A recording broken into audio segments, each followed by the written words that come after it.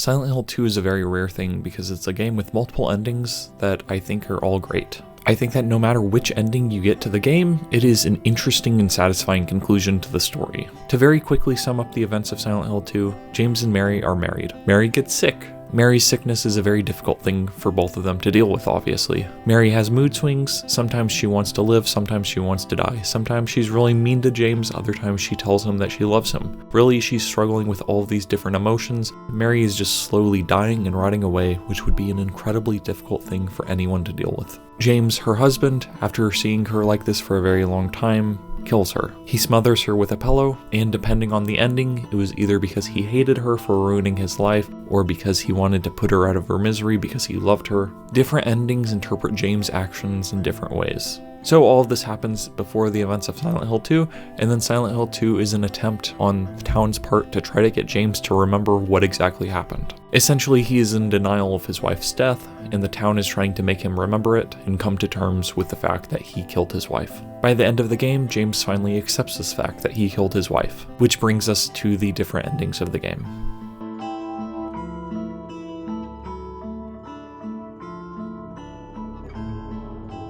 There are 6 endings to the game. In Water is the ending that most people say is canon, or is the most fitting ending to the game. Essentially, in this ending, James realizes that he killed his wife because he hated her. He feels like her sickness caused a lot of problems, and she hated him, and so because of these things, James killed his wife, not out of love, but because of hatred for her. And he decides to drive his car into the lake and kill himself, taking his wife's corpse with him. This ending is widely accepted as canon for a few different reasons. One of the reasons is that the official novelization of the game uses this ending as the canon ending to that book. There are also lines from other characters in other Silent Hill games that people seem to interpret as being confirmation that the in-water ending happened. In Silent Hill 4, James's dad, Frank, shows up and says that his son went missing some years back. There's also a line in Silent Hill 3 from Douglas that people interpret as being about James.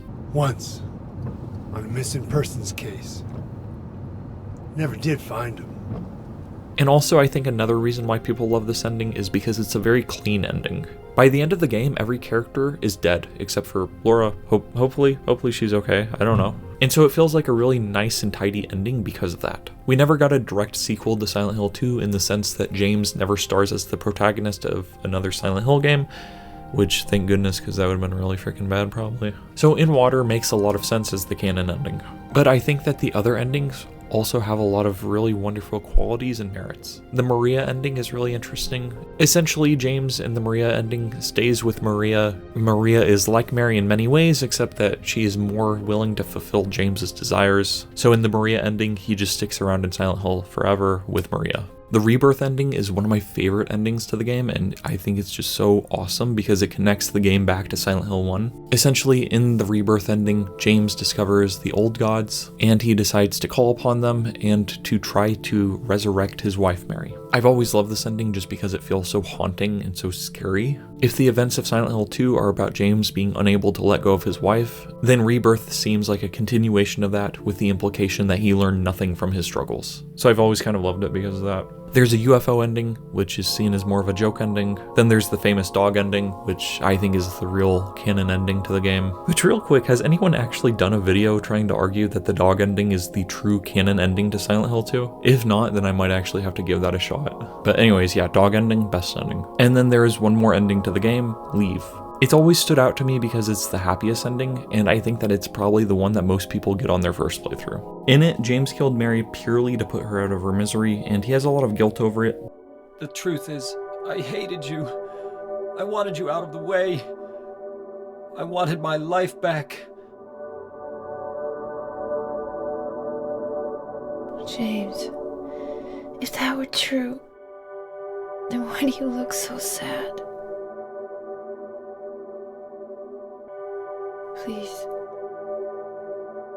Please do something for me.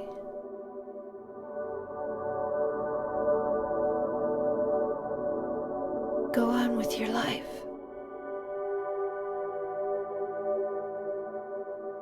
In order to get the leave ending, you have to keep your health high up, showing that James wants to live, and you have to listen to an entire conversation between him and Mary. Essentially, the conversation is important because it starts off with Mary being very mean, and then it turns to her being sick and sad and needy. By listening to this entire conversation, it shows that James is remembering that Mary was actually hurting during this period of sickness. She wasn't just mean to him because she hated him, she was mean to him because she was going through a lot of pain. And I've always loved this system of determining endings. It feels like it's so much deeper than the typical good or bad choice or walk into the glowing light. I think Signalis is the only other game I can name that does something similar. So in this ending, after the final meeting with Mary, and after hearing the final letter, James moves on. Laura, a little girl who befriended Mary while she was also sick in the hospital, is seen running out of the graveyard that James meets Angela in at the very beginning of the game. And behind her, behind Laura, James is trailing. The implication seems to be that these two are finally leaving Silent Hill off to start a new life. And I've always loved this ending, because it's widely known that Silent Hill 2 was heavily inspired by Crime and Punishment, and this is the ending to the game that is most reminiscent of that book, I think.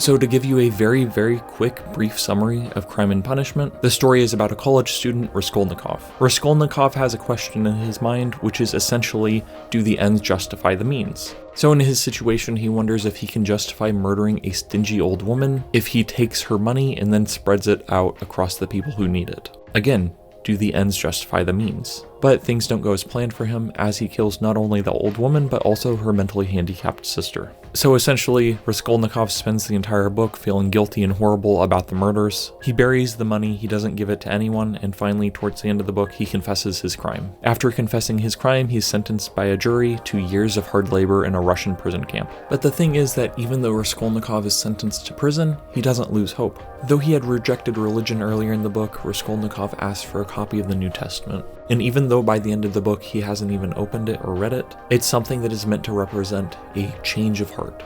The book ends with these lines. Raskolnikov did not know that the new life would not be given to him for nothing, that he would have to pay dearly for it, that it would cost him great striving, great suffering. But that is the beginning of a new story. The story of a gradual renewal of a man, the story of his gradual regeneration, of his passing from one world into another, of his initiation into a new unknown life. That might be the subject of a new story, but our present story is ended. I feel like anytime anyone talks about this game in Crime and Punishment, they always talk about how Crime and Punishment was kind of the basis of the game. In essence, one man kills someone and then feels guilty about it. But then people never look past that. People never look at the ending of Crime and Punishment, which is far and away one of the most interesting parts of that work. I think Crime and Punishment, despite being a book about murder and death and guilt, actually has a pretty hopeful ending. It's always felt like such a brilliant ending to me because you get to have your cake and eat it too. In the book, Raskolnikov doesn't get off scot-free. He murdered people in cold blood, and so he suffers for it. He's hurt those around him, and he's enduring years, a huge chunk of his life, in a hard labor camp. But still, in spite of the pain, there's hope and redemption for him. And that's why I've always loved the leave ending for Silent Hill 2. James suffered for his sins, and he went through a kind of hell in the form of Silent Hill. But there's hope for him to start a new life. And it seems like maybe he'll be able to adopt Laura and raise her just like Mary wanted. Leave has always felt like the ending that most resembles Crime and Punishment to me. Now, one thing that seems weird about the Leave ending at first is James's reason for killing his wife changing. The reason he killed his wife changes based off of each ending. In some endings, he hates her, while in this one, he loved her. It struck me as weird because I believe that in games like this, the background of characters should be the same, and it's the events of the game, which you as the player can influence, that should determine the events of the game and its aftermath. I don't think that you as a player should be able to influence the events that happened before the game. And that's something that Silent Hill Downpour actually did, which I really don't like. I think it's a really bad idea simply because when you write a story that is affected by the people playing it, you have to have something to hold on to. But I actually think that James's changing of reasons for why he killed Mary makes a lot of sense psychologically. We as humans seldom have a single reason for doing things, and this is an idea made abundantly clear in the hallway before the final boss. I mentioned listening to a conversation between James and Mary as something that determines which ending you get, and this is the conversation. In the conversation, Mary is at first cruel to James and wants him to leave, then she tells him that she wants to die, and then she breaks down and says that she doesn't want him to leave and wants to live, but she's scared. So I think people's reasons for doing things are strange and complicated, and I would think that a mercy killing like James does to his wife would be incredibly twisted up and strange reasoning as well. So I think looking back, it actually makes sense that the reason why James killed her changes. In honesty, I think there were many reasons why James killed his wife, but it's just a question of which one he wants to focus on. And so I've always loved this ending because it's the happiest of Silent Hill 2 endings. And also I think it's weirdly reminiscent of Silent Hill 1's canon ending, where Harry Mason ends up with a child. So I guess the happiest ending to each Silent Hill game is just someone ending up with a child. Harry can end up with Cheryl, James can end up with Laura, Douglas can end up with Heather. Everyone gets a kid. You get a kid, you get a kid, you get a kid. And I love the Leave ending because I think that James raising Laura is a kind of way to make things right. He took Mary's life, and so if he were to raise Laura, he'd be giving a life to someone else, a way of repaying the debt, so to speak. And of course, it's not a one-to-one, but still, it's the closest that you can do, I guess. I don't think James is a serial killer. He may have killed Mary, but I don't think that he would become Walter Sullivan and start slaughtering innocent people or anything. And so in some ways, doing the good that he can in the world in the same way that Raskolnikov will have to after the events of Crime and Punishment strikes me as the best ending that James could hope for. I mean, I think that if you look at the endings, James's options are to either kill himself or to raise Laura. And obviously one of the endings is better for the world than the other. The past can't be fixed. James killed Mary and that is done. But if he kills himself, then what happens to Laura? If he drives his car into the lake, then what becomes of the little girl who Mary loved? Now there's a Reddit post I saw some time ago that clearly illustrates the limitations of the Leave ending. This person notes that James will absolutely not be able to lead a normal life. First off, the game more than clearly establishes that James did indeed murder his wife in the real world. This is an unavoidable reality for James, as he can't simply hide Mary's body somewhere and pretend that nothing happened. Mary surely had friends and family who would be wondering where she suddenly disappeared to. James wouldn't be able to claim that she merely ran off, as she was terminally ill and bedridden during her last days. So with the fact that attempting to hide her body would be extremely futile, her body would be retrieved and taken for an autopsy, where it would certainly be shown that she had died from a violent asphyxiation, i.e. she was euthanized. Except even if James would try to claim that it was for the best or that she wanted it, we know that Mary made declarations for both, that she wanted to die, but she also wanted to live as a result of her violent mood swings from the illness. Either way, James would be facing prosecution if he tried to go the straight way and let this be discovered.